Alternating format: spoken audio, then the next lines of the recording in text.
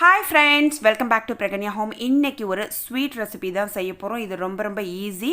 ரவா பர்ஃபி எப்படி செய்ய போகிறதுன்னு தான் பார்க்க போகிறோம். இது பார்த்திங்கன்னா ஒரு 5 மினிட்ஸ்லேயே செஞ்சிடலாம்.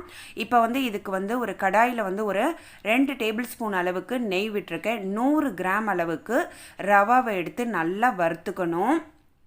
ரவாவை வறுத்து தனியாக எடுத்து வச்சுக்கணும். எந்த டம்ளரால் ரவா எடுத்தோமோ அதையே மெஷரிங்க்கு வச்சுக்கிங்க. அதே டம்ளரால் 1 டம்ளர் அளவுக்கு தேங்காய் துருவி அதையுமே நல்லா வதக்கிக்கணும். இது ரெண்டுத்தையும் இப்போ வதக்கி தனியாக எடுத்து வச்சாச்சு. இதுக்கு ஜீனின்னு பார்த்திங்கன்னா அதே டம்ளரில் 1.5 கப் அளவுக்கு ஜீனி எடுத்துக்கிறேன். இந்த 1.5 கப் அளவு ஜீனிக்கு பார்த்திங்கன்னா அதே டம்ளரில் ஒரு 1/2 டம்ளர் அளவுக்கு தண்ணி சேர்த்தா போதும். ரொம்ப தண்ணி சேர்த்துட்டிங்கன்னா இந்த பர்ஃபி செய்யறதுக்கு ரொம்ப டைம் ஆகும். இப்போ இது மாதிரி ஜீனி கரைஞ்சி நல்லா பொங்கி வரணும்.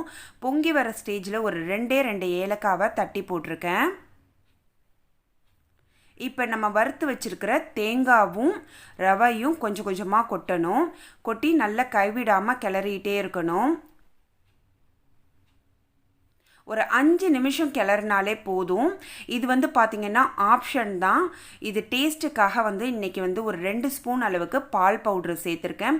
உங்கள்கிட்ட பால் பவுட்ரு இல்லைன்னா நீங்கள் ஒரு ஸ்பூன் அளவுக்கு மைதா மாவு சேர்த்திங்கன்னா இந்த பர்ஃபி நல்லா பைண்டிங் ஆகி நல்ல இறுக்கமாக நல்லாயிருக்கும்.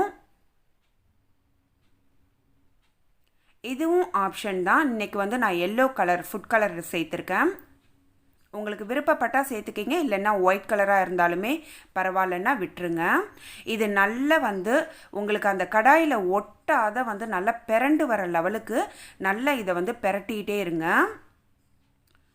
இது எந்த பாத்திரத்தில் கொட்ட போகிறீங்களோ அந்த பாத்திரத்தில் நல்ல நெய்யை க்ரீஸ் பண்ணி வச்சுக்கிங்க. இப்போ கரெக்டான பக்குவம் வந்ததுனால இந்த பாத்திரத்தில் நான் கொட்ட போகிறேன். இதில் நெய்யெல்லாம் தடவி வச்சாச்சு. பாத்திரத்தில் அதாவது கடாயிலே ஒட்டாத வருது பாருங்கள். இதை சமமாக்கிறதுக்கு இந்த கரண்டியில் நீங்கள் நல்ல நெய்யை தடவிட்டு சமமாக்குனீங்கன்னா உங்களுக்கு ஈவனாக கேக் பீஸ் கிடச்சிடும். இப்போ பாருங்கள், ஒரு 5 நிமிஷம்தான் ஆகுது.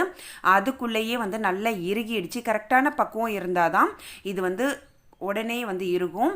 இப்போ உங்களுக்கு எந்த ஷேப்பில் பீஸ் வேணுமோ அந்த ஷேப்பில் நீங்கள் பீஸ் போட்டுக்கலாம்.